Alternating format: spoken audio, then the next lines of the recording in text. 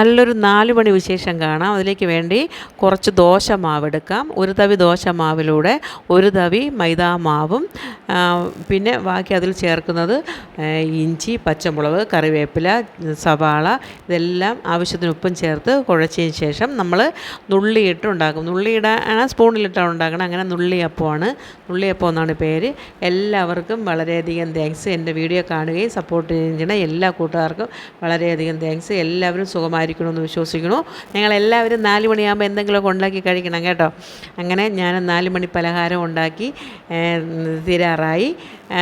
ഞാൻ എന്തെങ്കിലും എന്നും ഉണ്ടാക്കും കേട്ടോ. അതുകൊണ്ട് ഞാൻ ഇടുന്ന വീഡിയോകളെല്ലാം ഞാൻ നിങ്ങളെ ഇട്ട് കാണിക്കണുണ്ട്.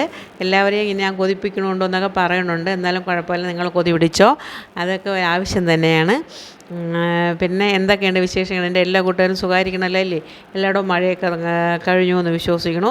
ഒരുപാട് ദുരന്തങ്ങളും ദുഃഖങ്ങളും ഈ ഭൂമിയിലുണ്ടാക്കി അതിനോടൊക്കെ നമുക്ക് പൊരുത്തപ്പെട്ടേ പറ്റുള്ളൂ. ഇങ്ങനെ ഞാൻ പലഹാരങ്ങളൊക്കെ ഉണ്ടാക്കി. നല്ല ചൂട് കേട്ടോ, കടിക്കാനൊക്കെ ഇത് പ്രയാസമാണെങ്കിലും ഞാൻ നിങ്ങൾക്ക് വേണ്ടി ഒന്ന് കടിച്ച് കാണിക്കാം കേട്ടോ. സൂപ്പർ ടേസ്റ്റാണ്, അടിപൊളി. നമുക്ക് ഇങ്ങനെ പഞ്ചസാരയും ശർക്കരയൊന്നും ചേർക്കാത്ത ഒരു സാധാ പലഹാരമാണ്. അങ്ങനെ അതൊക്കെയായി. അത് കഴിഞ്ഞ് ചായയൊക്കെ ഇട്ടു.